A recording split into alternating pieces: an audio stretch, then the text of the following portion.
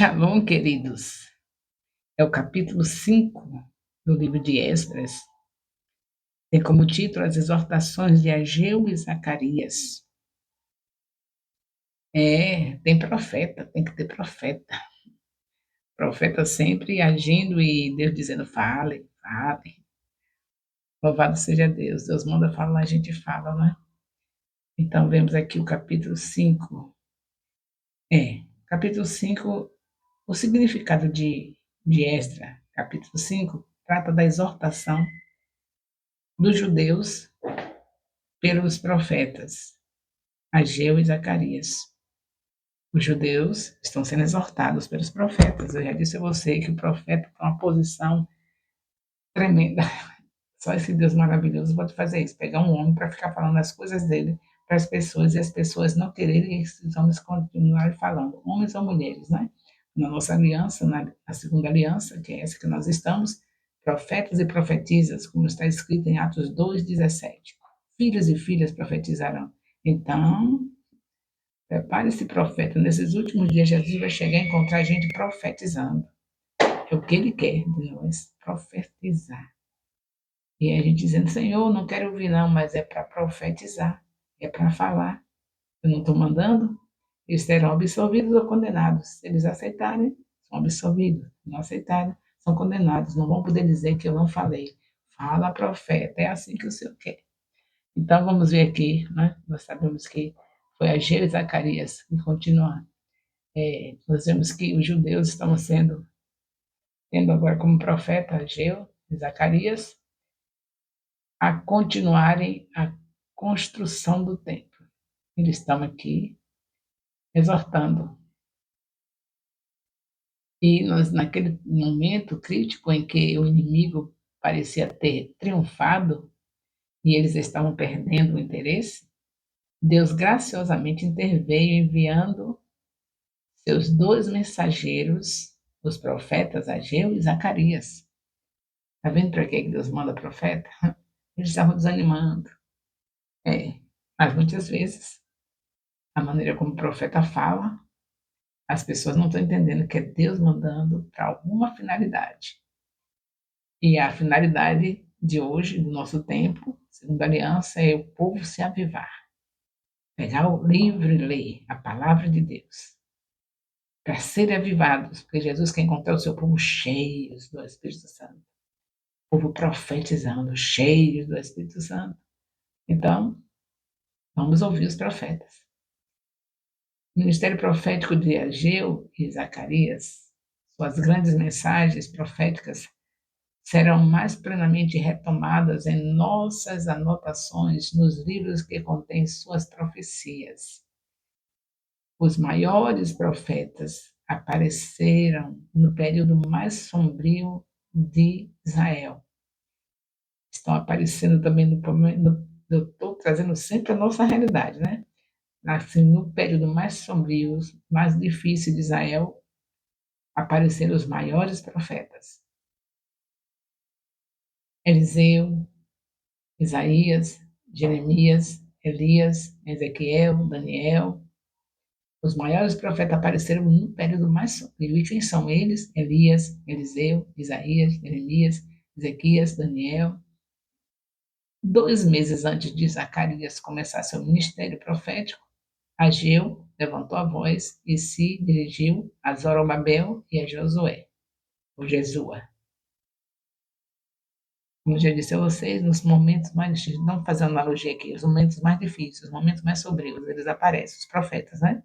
E o que Jesus fez? Ele disse que nos últimos dias, depois que ele sobe para estar à destra do Pai, começam os últimos dias. Ele diz, nos últimos dias, filhos e filhas profetizarão, servos e servas. Então, não tem exceção de pessoas, mulheres e homens, profetizam e profetas. Nos últimos dias, que são os dias críticos, decisivos, ou é tudo ou é nada, ou a gente realmente está cheio do Espírito Santo, ou não adianta caminhar sem ele, tem que estar cheio, porque os últimos dias, nós sabemos que são dias difíceis, como estava sendo para Israel. E difíceis por quê? Por causa de nós mesmos, como igreja, que estávamos numa situação dessa. Ah, será que chegou até nós a promessa? Aí Pedro, desde quando o Senhor Jesus subiu, que já começou essa situação. E Pedro teve que falar em Atos 2:39, Pedro dizendo, é assim, vai chegar a todos, não ficou só para agora não. A promessa vai alcançar os que ainda hão de vir, filhos e filhas, vai continuar até a volta do Senhor Jesus, a promessa continua, o avivamento para continuar. E o povo com dificuldade de entender, pensou que era somente aquele momento. E aí a igreja continuou nisso. Aí vem aquela onda de avivamento, daqui a pouco para. Cinzas. Vem outra onda de avivamento, daqui a pouco para. Cinzas. Você sabe de vários históricos de avivamentos que hoje em dia você passa por um lugar, não sabe nem que existiu avivamento naquele lugar. E aí o Senhor diz: precisa de profetas, vamos reanimando o povo, vamos reanimando. E nós estamos aqui numa fase de reanimar o Ministério Apostólico Internacional aqui de Jerusalém. É uma fase gostosa, né? Para voltar o ânimo, para voltar o avivamento, para voltar as pessoas entendendo que chega no templo, dobra os joelhos para invocar o nome do Senhor, para ele fazer a obra que tem que fazer no templo, que é uma adoração genuína, uma adoração verdadeira. Mas as pessoas estão com dificuldade. Eu não me esqueço dos primeiros dias desse ano, quando nós retomamos, né? Primeiro a gente deu férias para o povo, porque o povo quer férias, né? Aí nós paramos no final de 2002, o povo parou de ir para o culto São Serenite para fazer seus momentos de praia, de lazer com sua família. Quem ai de nós se a gente disser que nesse lazer estejam fazendo a obra, não pode. Chegar na praia é só praia. Não tem nenhum evangelismo, não tem leituras da Bíblia como deve ter, né? 3 capítulos por dia. Nós estamos na praia, nós não somos de ferro, né? Então é assim.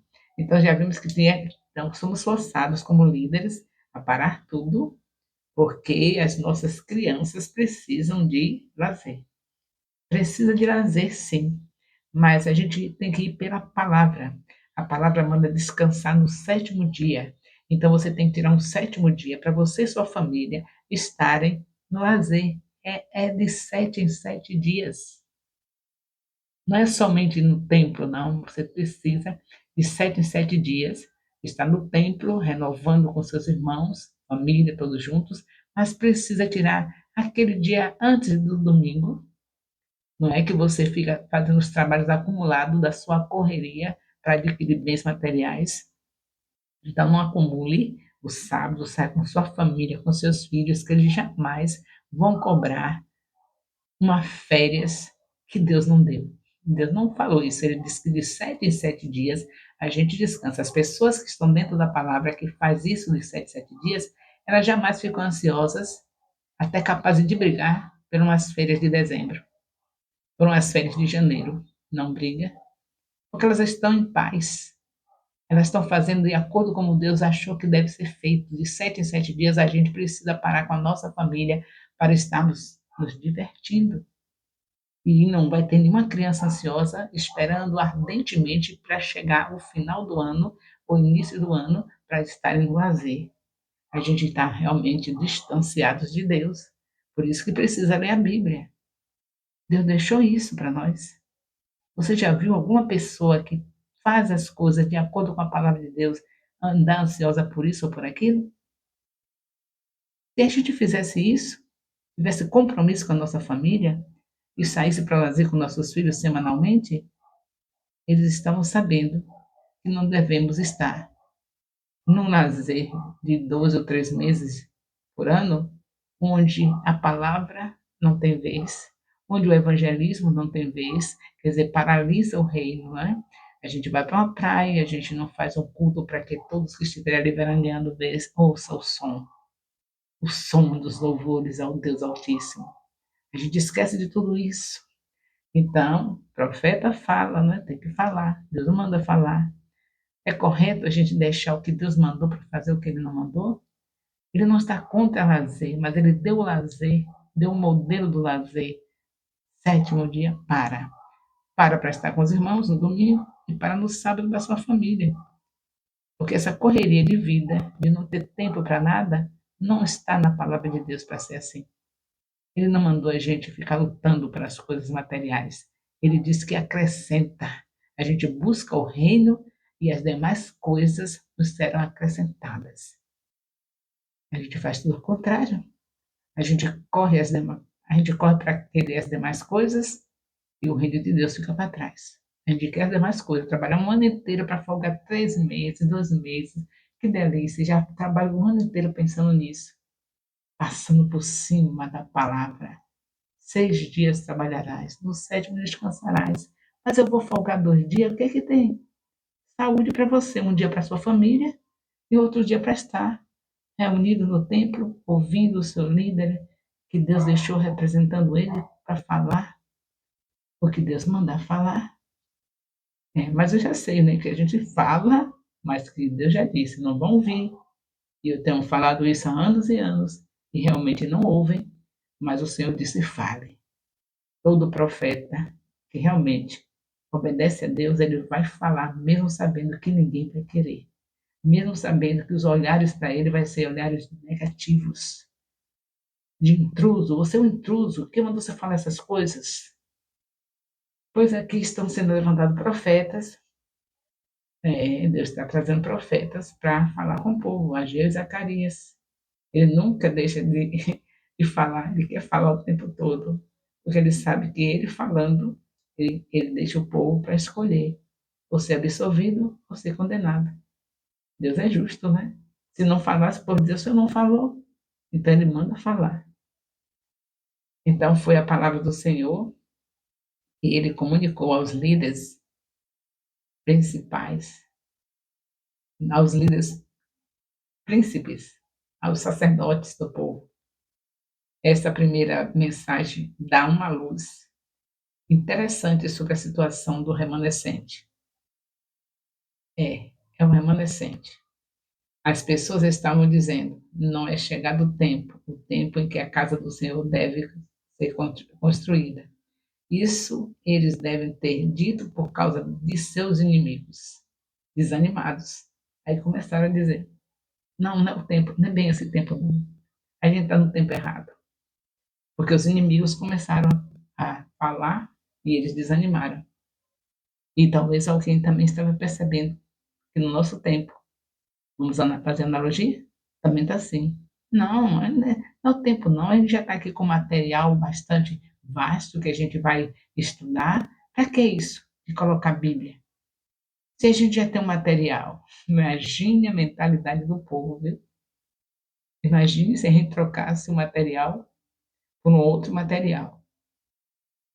Se a gente trocando pelo melhor de tudo, que é a palavra, viva e eficaz, trocando o material que temos, que é saudável, que é bom, mas ninguém nunca viu a fonte, a nascente, ser menos valorosa do que o que está correndo. As águas que estão correndo, elas vieram de uma fonte. Então, se veio da fonte, se vai na fonte, você pega do melhor. Na corrente da água pode haver alguma contaminação, mas na fonte não tem contaminação. A gente tem que pensar nisso. Mas não teve inimigo falando contra? Não, não está vendo que a gente não vai. Nós gastamos tanto, o ministério gastou tanto, e a gente está com nossas revistinhas. Eu nunca vi alguém amar tanto a corrente e esquecer da fonte. Mas é coisa do inimigo mesmo. Mas graças a Deus os profetas vêm e falam, e Deus deixa o povo livre para querer ouvir ou não. Nada é obrigado. Ou se condenam, ou são absolvidos ou são condenados. A escolha é de cada um. Mas Deus manda falar e a gente fala. Então as pessoas estavam dizendo, não é chegado o tempo em que a casa do Senhor deve ser construída, desanimados, por causa dos inimigos. É, isso deve ter sido dito por causa dos inimigos, é claro, né? É, esperavam um momento mais providencial em que pudesse prosseguir com a construção da casa. Já não sabiam mais se era o tempo. Já estavam duvidando que era o tempo. É claro que era o tempo. Deus usar um rei que não era israelita para dar essa força, como a gente diz, né? Impulsionar, fazer de tudo, botar outras nações para ajudar, todos ajudando, como é que não é o tempo? Mas o inimigo faz isso, a gente está vendo tudo favorável a mostrar que é o tempo de fazer algo, porque Deus determinou que é o tempo, mas o que o inimigo entra em cena, a gente começa a duvidar, será que é o tempo mesmo da gente pegar a Bíblia para ler? Imagine, viu? Será que é o tempo mesmo da gente ler 3 capítulos da Bíblia? Jesus às portas, e a gente perguntando isso. Será que é o tempo mesmo da gente, nossa família, ler Bíblia de manhã, meio-dia e à noite? Será que é o tempo mesmo da gente estar no discipulado somente abrindo Bíblia? Tem de tudo, viu? Mas Deus está falando conosco, e da mesma maneira como foi com Israel, está sendo conosco hoje. Tudo que está na Bíblia, na antiga aliança, aponta a segunda aliança. O que estava acontecendo aqui é tudo apontando o que iria acontecer na segunda aliança, para a gente reagir de uma maneira diferente, não aceitar as coisas que foram negativas na primeira aliança, nós não aceitamos, não vamos aceitar fracasso, inimigo falando e a gente sendo tomado a nossa mente pelo que o inimigo fala. A gente vai ouvir o que Deus está falando na palavra. Em seguida, a exortação, considere seus caminhos. Com essas palavras, aprendemos que se estabeleceram com conforto e estavam mais ocupados em construir suas casas do que em terminar a casa do Senhor. Veja como muda, né? É, nós vemos que o povo, as próximas palavras de Ageu, revelam a condição moral do povo. O povo desanimou, né? Por causa dos inimigos. Achou que não era o tempo. E aí, como achou que não era o tempo, agora Ageu entra em ação e revela a condição moral do povo. É hora de você, ou vós, habitar em casas de teto e estar em casa, está em, e esta casa está abandonada. É tempo de construir suas casas confortáveis e o templo está abandonado? Ageu entra firme com a palavra. Em seguida, a exortação: considere seus caminhos. Com essas palavras, aprendemos que eles estabeleceram um conforto. Com essas palavras que nós vemos aqui no capítulo 5 de Esdra, nós vemos que eles realmente desistiram, foram construir suas casas confortáveis. É isso que o inimigo quer também hoje, que a gente desista daqui, de estar lendo a Bíblia, que tem repetição. Está vendo, eu, uma pedagoga, vou aprovar uma coisa dessa, nossos filhos sentar para ouvir palavra no domingo, que eles não vão entender, eu, pedagoga, vou aceitar que eu vou deixar uma revista que vem tudo prontinho, tudo explicadinho para pegar a Bíblia para ler. É desse jeito. E aí, com essas situações, aqueles que não tiverem ouvindo o Espírito Santo falar, vai fazer o quê? É mesmo. Vou ficar com a minha revistinha, vou ficar com meu papelzinho aqui escrito pelos meus líderes. Para que esse negócio de ler Bíblia com essas dificuldades todas, esse negócio desses nomes difíceis, com esse negócio dessas repetições, eu vou pegar minha revistinha, vou ficar no meu conforto. A gente já gosta do conforto, né? Mas Deus não deixou a gente para ficar preferindo conforto. A gente tem que preferir aquilo que agrada a Ele, com conforto ou sem conforto. O que agrada a Ele é a meditação da palavra de dia e de noite. E pelo que eu sei, a palavra é esse aqui, 1189 capítulos.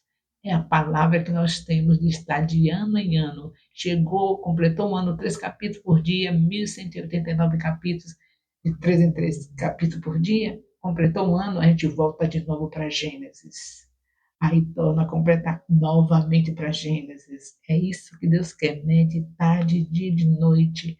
O nosso Deus não ia colocar um livro desse que custou o sangue, custou o suor dos seus filhos, que tiveram que estar ali atento a tudo quanto ele falava para registrar aqui, para depois a gente dizer, mas é muito complicado, muito nome difícil. Uhum.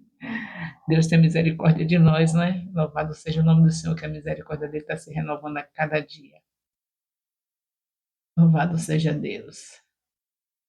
E aí nós vemos quando a mensagem ardente de Ageu foi entregue, o Senhor reviveu novamente. Eles se levantaram de seu estado de apatia, começaram a consultar a casa do Senhor, a construir a casa do Senhor. Os profetas de Deus os ajudaram, ajudando. O livro de Ageu nos diz que todos obedeceram à voz do Senhor, seu Deus, e o povo temeu diante do Senhor, e assim eles obedeceram e temeram ao Senhor. Pronto. E aí, eu estou com vocês, o Senhor disse. O Senhor falou para eles, eu estou com vocês. Eles não temiam mais seus inimigos, nem a ordem do rei, mas temia ao Senhor, e imediatamente a obra foi vigorosamente retomada e a casa terminada. Esdras 3, Esdras 6:15, que não é o capítulo de hoje. O de hoje é o capítulo 5, mas nós já estamos nos referindo ao que aconteceu depois. A palavra do Senhor foi usada em seu reavivamento. Todo avivamento verdadeiro e genuíno sempre começará com a palavra de Deus, ouvindo e crendo o que Deus falou. Esdras 5:2. Então, estamos bem aqui? Estamos entendendo o que Deus está nos falando? Todo avivamento começa com a palavra do Senhor. Como é que a gente vai querer o avivamento que Deus deixou determinado para os últimos dias, profetas e profetisas, o tempo todo a gente ali vendo vidas sendo ganhas, porque no avivamento vidas se humilham, se arrependem, vêm para o Senhor, então nós estaremos a cada dia, ganhei hoje aqui meu vizinho, ganhei hoje aqui meu colega de trabalho, ganhei, e aí já estou consolidando, já estou discipulando, já estou enviando. É esse o processo, não temos outro, é esse, o que Jesus falou, ide e fazer discípulos, e esse fazer discípulos é com fogo, é com avivamento, é com a palavra é como fogo, Jeremias 23:29. Então vamos no caminho certo, né? Deus quer o seu povo avivado. Ele nunca quis saber de morno. Ele diz que vomita da boca. Apocalipse 3:15. Ele quer saber de você quente, avivado, vivendo a palavra na direção do Espírito. Vamos voar. Vamos estar naquele grande dia indo para aquela cidade que não tem sol nem lua, porque Jesus é a luz. É nesse jeito, é desse jeito, cheios do Espírito Santo, profetizando, profetizando, Jesus vai nos encontrar assim. E com o nosso último discípulo na mão. Ah, hoje eu ganhei fulano e tal, vou começar a se consolidar.